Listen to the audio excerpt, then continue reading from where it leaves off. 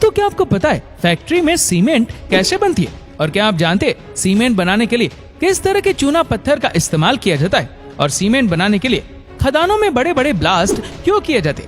चलिए जानते सीमेंट बनाने की पूरी प्रोसेस के बारे में। दोस्तों, वीडियो अंत तक जरूर देखें और पसंद आए तो शेयर जरूर करें। सीमेंट बनाने की शुरुआत होती है चूना पत्थर की खदानों में ब्लास्ट करने से। इसके लिए एक्सपीरियंस्ड वर्कर्स चट्टानों में छेद करके उसमें डायनामाइट जैसी एक्सप्लोजिव लगा देती है और सेफ्टी के लिए सारे एरिया को खाली करा लिया जाता है।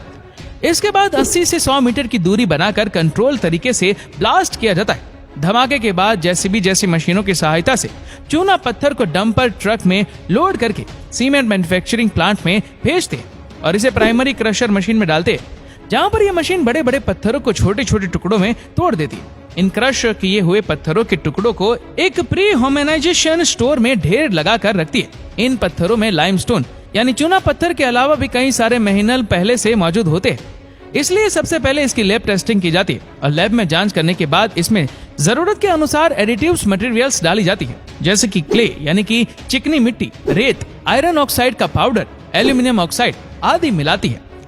आयरन ऑक्साइड ही वह चीज होती है जिसकी वजह से सीमेंट का रंग ग्रे यानी स्लेटी कलर का होता है।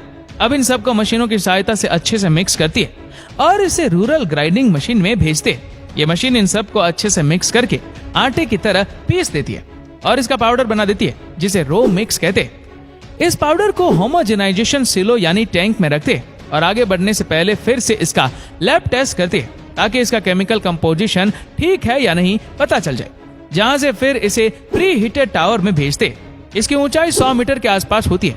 प्री हीटर में जाने से पहले 850 डिग्री सेल्सियस तक गर्म किया जाता है। इसके लिए रो मिक्स को टावर के ऊपर से डालते जाते हैं और ग्रेविटी के कारण ये अपने आप नीचे की ओर गिरने लगता है, लेकिन नीचे से आने वाली गर्म हवाएं इसे गर्म कर देती है, जो कि असल में क्लीन भट्टी से निकली एग्जॉस्ट गैसें होती है। इस तरह से शुरुआती तौर पर गर्म करने से ईंधन की भी बचत होती है। जब यह रो मिक्स का पाउडर नीचे पहुंचता है तो इसका तापमान 850 डिग्री सेल्सियस तक पहुंच जाता है, जहां से फिर इसे रोटेटरी क्लब में भेजते हैं, जो कि एक घूमती हुई भट्टी होती है जिसकी लंबाई 60 मीटर तक होती है।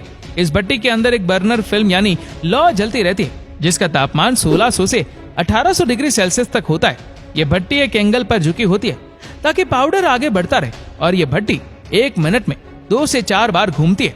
जैसे ही रो मिक्स का पाउडर क्लीन के अंदर पहुंचता है, इसका तापमान 850 डिग्री सेल्सियस के ऊपर बढ़ना शुरू हो जाता है और जब ये 1400 से 1500 डिग्री सेल्सियस तक पहुंचता है, तब ये पिघल जाता है और सारे केमिकल आपस में रिएक्ट करने लगते हैं और फिर धीरे धीरे आगे बढ़ने पर यहाँ जमने लगता है।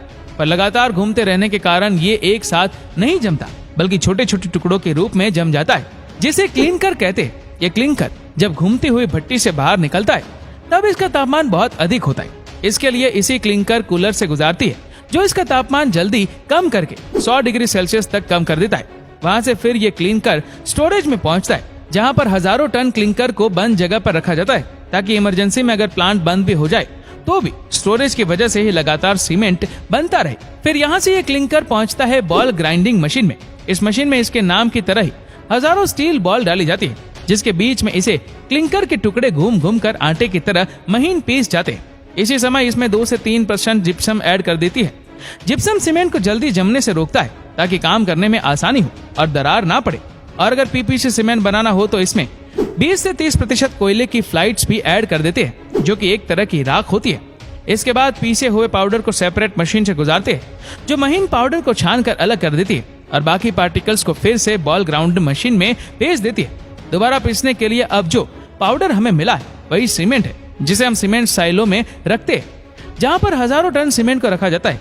इसके बाद इस सीमेंट को प्लास्टिक बैग या बोरी में पैक करते हैं, जिसके लिए एक ऑटोमेटिक सीमेंट फिलिंग मशीन में वर्कर्स लगातार बैग लगाती जाती है और मशीन इसमें सीमेंट भर के पैक करती जाती है।